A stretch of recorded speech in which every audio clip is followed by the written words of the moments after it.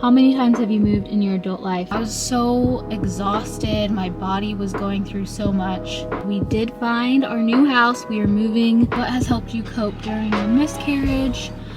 Hello everyone. Welcome back to my channel. The sun is beaming in my eyes, but I'm hoping it'll drop behind this cloud soon. But I just wanted to do a quick Q&A.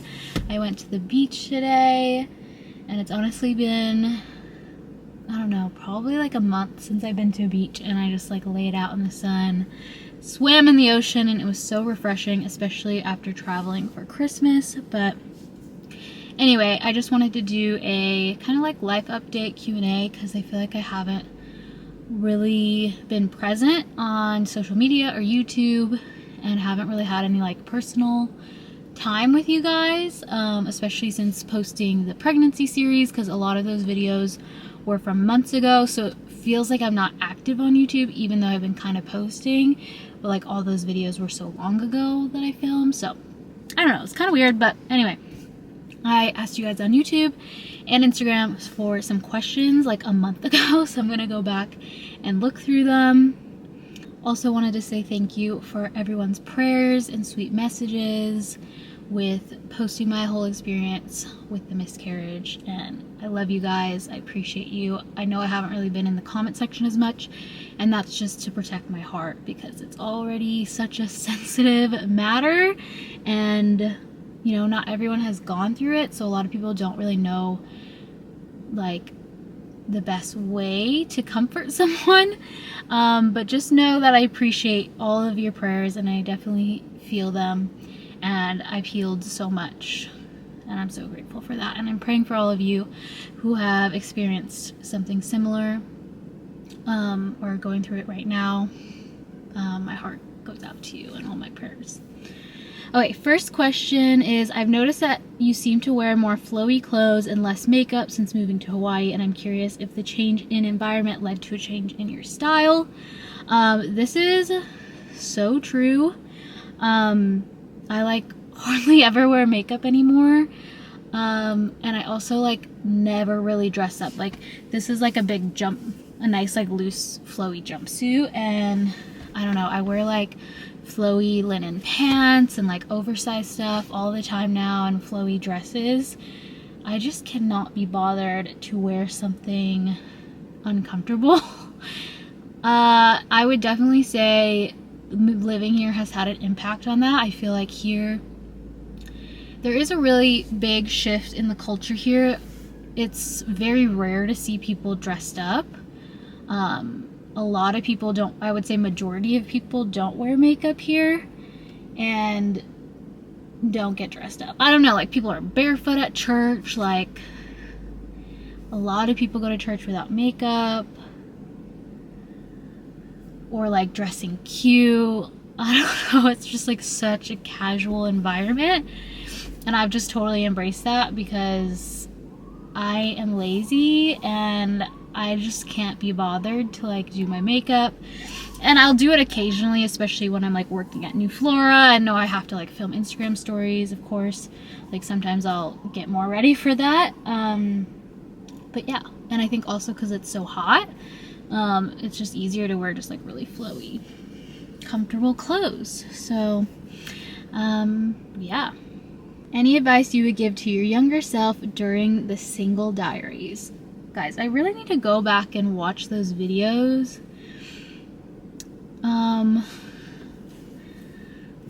I feel like it would be really sweet to rewatch them.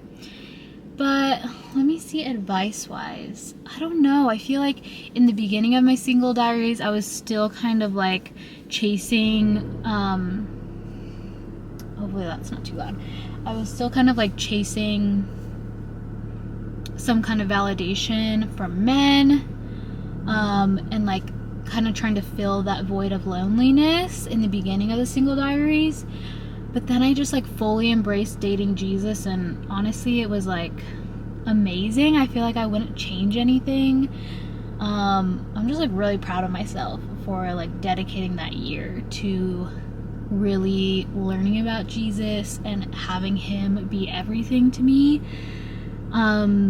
I think I guess the advice I would give myself is like, make sure you carry that on after you meet somebody, because it's really easy once you're in a relationship to have like that person to start feeling the things that Jesus used to feel, and they're imperfect, so it's always going to be disappointing compared to letting Jesus do that.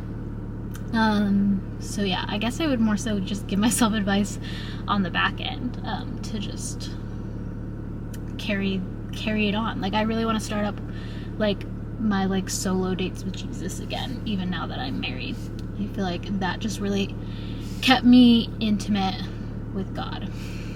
Somebody asked, what has helped you cope during your miscarriage? My biggest things that helped me after my miscarriage was, one, like having Kyle there to just support me and love me and like keep me company. Immediately after the miscarriage, I just binge watched like romantic comedies all weekend, and that just like helped me take my mind off of it for, you know, a while, so I wasn't like crying all day. Like, I could like watch a movie and not cry for a couple hours. So that's more practical, but honestly, telling friends and family, especially our local community, about the miscarriage was really healing for me, because they were all praying for me, and they also were just supporting me by like bringing us food or flowers, and just really showing me how many people are there that care for me. I was so exhausted. My body was going through so much. Like, you know, I was feeling depressed. Like, my spirit was really, like, I couldn't do anything out of my own strength. And I feel like when you're going through grief, it's okay. Like, it's okay if you don't have the strength to go to church, or you don't have the strength to like pray or read your Bible, because God is with the brokenhearted. And so I felt him so closely and tenderly through that time. So just really taking the time I needed to allow my spirit and my body to heal and to rest after that was just like really, really important. And I felt God strongly throughout the whole thing. And allowing myself to grieve when those waves of sadness would come, and just allow myself to feel those emotions and cry, because it really felt like the sadness from the miscarriage came in waves for sure. Like, I didn't, you know, a couple weeks after it happened, I wasn't crying every day. I wouldn't like think about it all day. But then randomly a song would come on or a thought would pop in, and I would start thinking about it. Oh, a cop just pulled into this parking lot, so hopefully I'm not in trouble because I just parked. I'm parked the wrong way, but maybe I should move so I don't get a ticket, because he could totally be writing me a ticket right now. Someone also just said, excited to see your new place, and I actually haven't even told you guys on this channel, but we did find our new house. We are moving this weekend, so we actually did a whole other video house hunting, so I need to edit that first. I think we're gonna put it on the Kian and Kyle channel, and then after I put that up, the moving content, I guess, will begin. So that's pretty crazy that, yeah, we're moving in just a few days, so I'm really excited about that. But that is a big life update. I'm so grateful we found a place, and so excited to have more space and just like, you know, make our home and get a little settled. But you know, who knows for how long with us. Things just change so quickly. How do you make friends as an adult, and how to build community with your church? I feel like I made a video on how to make friends a while ago. I wonder if the advice is still good. I hope it is. So I'll have that linked, but I feel like my biggest advice in making friends is to, one, put yourself in environments where you're gonna meet new people. So at church, getting there a little bit early, staying a little bit late so you can actually meet people, introduce yourself, going to like outside church events like worship nights or like young adult events, or Bible studies. I feel like that is a huge way to meet people. And then also through social media is really great as well. It's such a good tool to meet people. And then really, I feel like it's really easy to meet people, but it's harder to actually take those relationships deeper into friendships. So with that, I just like, my biggest encouragement is to tell you to like really intentionally pursue somebody, almost like it was a romantic relationship. If you were like dating someone, you would make sure that you're talking pretty frequently and you guys are meeting up and going on dates. So I think it's the same with friendships. If you really want to pursue a friendship, you need to be asking them to hang out like every week if possible. I feel like that's the quickest way to build, is just to have like a weekly meeting with somebody. Go grab coffee, go to the beach, depending where you live. That is how I built friendships here. And some people it was easier to do because they were also seeking friendships. Some people already have friends and have their life, and it was harder, but I wanted to be their friend, so I just kept trying. Even if they wouldn't text me back, or like, yeah, if they're really bad at texting me back or never responded, or like things didn't work out, I just kept asking. Because a lot of times you're inserting yourself into somebody else's life, and so you have to keep that in mind and like don't take it as rejection if someone like doesn't get back to you, or like your first time trying to set up plans doesn't work. Like, keep pursuing them if you want to be friends. So yeah, that would be my advice. Somebody asked, if a follower runs into you in real life, are you more reserved or excited to say hi? I feel like it really depends on the situation and where they say hi. I'm definitely more reserved. I don't know, like I'm not super outgoing. Like, someone could come up to Kyle and he could talk to them for like an hour, whereas I feel like I take a while to like warm up to people and also like trust people, I guess. And so it really depends on the situation and everything, but I'm always excited to meet people, even if I feel like I'm a bit like shy or awkward at first. But yeah, I always, like, if you guys ever see me, definitely don't be afraid to say hi. But I might just be a little bit shy at first. So, will you miss the tiny home? That's a good question. I don't think I will. Honestly, the worst part about the tiny home isn't even the tiny home, it's the drive to the tiny home. It is a 4-mile winding road that is not like well kept. So it is a bumpy 4-mile winding road up there, and it's just so exhausting. And I also get really car sick. Like, I've always gotten car sick, and so this road, like driving it multiple times a day, is just so much.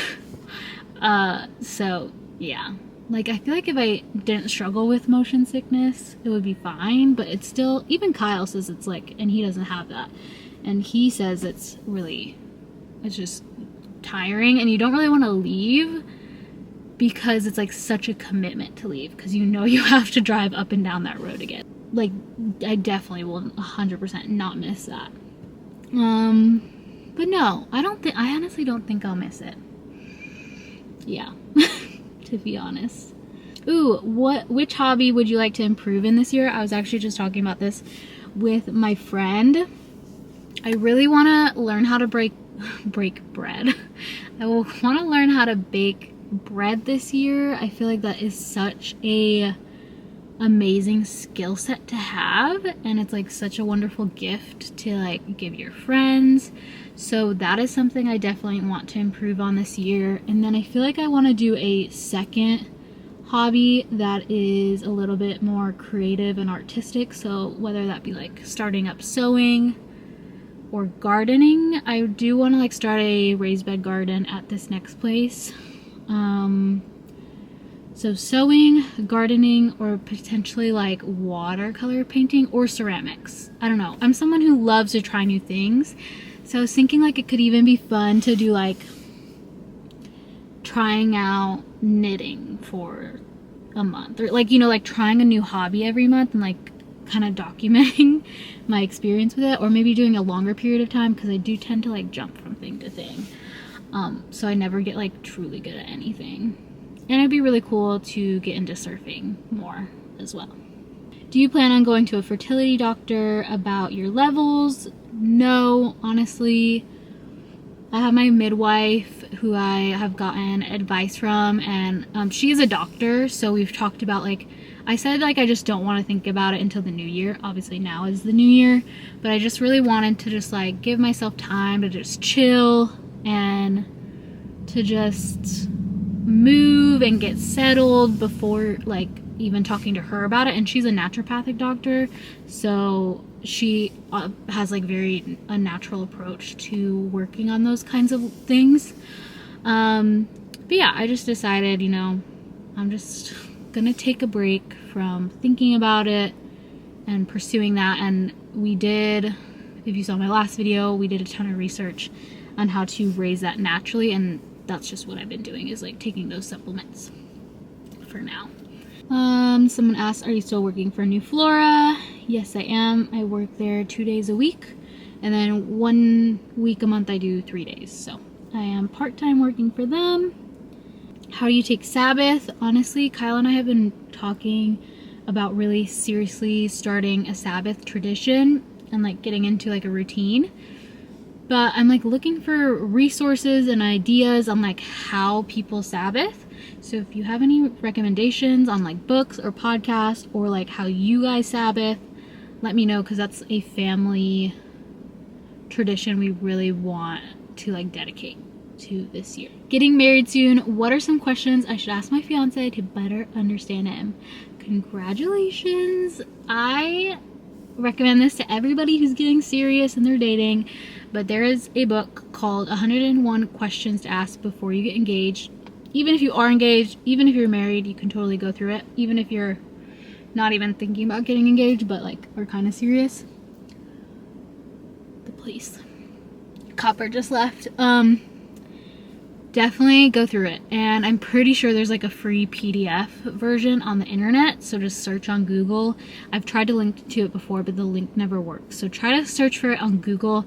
101 Questions to Ask Before You Get Engaged PDF or something. It should come up, but that's filled with a lot of good things. Somebody asked, you and Kyle speak in tongues. I feel like I've answered this in a question, but yes, we do both speak in tongues. I honestly had never really heard about this before I met Kyle, and on the cruise ship he was telling me about it and I was really receptive to it. And then I didn't get my prayer language until months after that. Actually during a Zoom call with a bunch of girls who were Kyle's friends.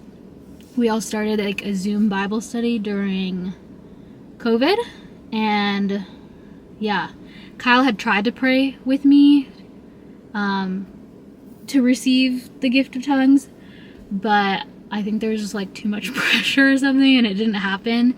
So all the girls prayed for me on the Zoom call, and I literally felt like this tingling sensation. I started getting really hot and I just started laughing uncontrollably.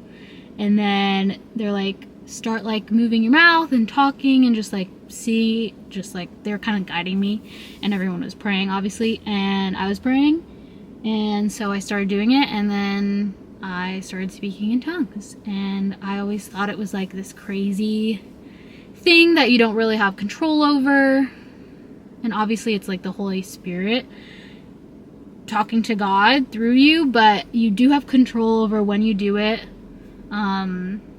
So it's not like you lose control of yourself. I feel like that was a misconception I had about speaking in tongues. But I just like to pray in tongues because it helps you get out of your own mind. Because, I mean, all over the Bible, it talks about praying in the Spirit, praying without ceasing. And that's really hard to do when you're in your cardinal mind. So when you pray in tongues, it just like takes you out of your mind because you don't know what you're saying. And it literally just helps you like focus your attention solely on prayer. And I will say, like, while you're praying in tongues, thoughts will come to your head. So even though you don't really know what you're saying, I feel like random things will kind of come to your, like I'll start praying in tongues and then like a person will come to my mind and I know like, oh, well now I'm kind of praying for them.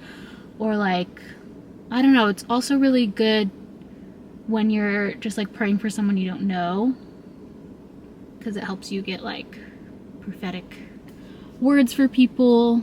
So I don't know, I feel like not a lot of people talk about praying in tongues, but I think it should be normalized because it's an amazing gift of God, and we, you know, the Bible encourages us to desire the gifts, especially to prophesy. So I'm here to encourage you to ask God to give you the gift of tongues. Somebody asked, is it taking a toll on you moving houses so frequently? How many times have you moved in your adult life? I couldn't do it. Just thinking about it stresses me out. I feel you. Moving is like my therapist says, moving is one of the most stressful events that people go through in life. And yes, it can be overwhelming at times. We have moved so much over the past 3 years. When we were engaged, well, I had been living at my parents'. So then we moved to Arizona and lived in 2 separate houses. So that was once. Then we moved into the same house with like my aunt. So that was twice. And then we moved into our first apartment together. So that was 3 times in 1 year. Then we moved into our car for a 3-month road trip, and that was just like so stressful. I think that was like the worst situation, because I had no sense of like groundedness, and I was dealing with depression. So I would say that was one of the hardest moves. So we moved 4 times in our first year of marriage, or like just in that year, I think. And then we moved to Hawaii. And then we moved to the farm, and then we moved to the tiny home, and now we're moving to this next place. So 5, 6, 7, 8. 8 times in the last 3 years. That's a lot. But I feel like if anything, yes, it can be stressful. Moving stressful. It's also exciting.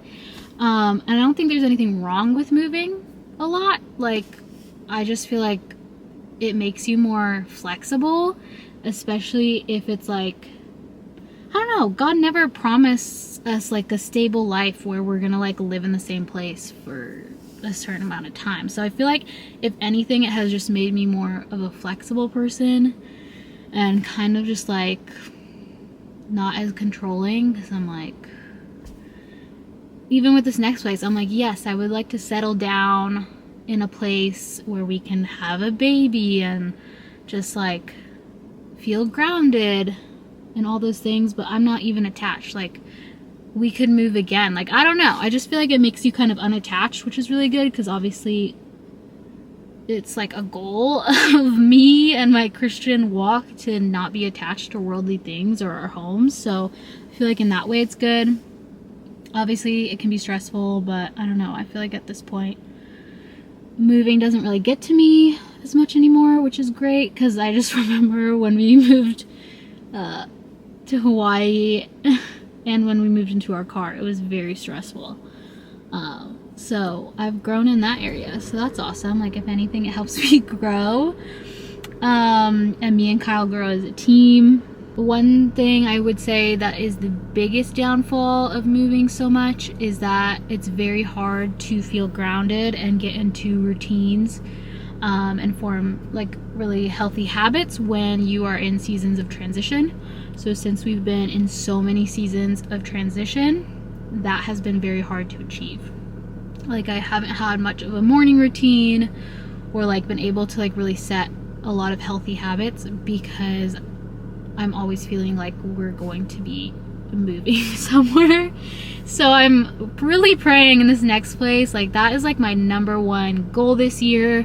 That is like my word of this year, is like rhythm, and really finding the rhythms in life and just like really embracing those and growing in like the rhythms of life. I feel like having rhythm in life is so important. So yeah, that's like my word for the year, is like rhythm and intimacy. Like rhythm when it comes to my lifestyle, intimacy when it comes to Jesus and my faith.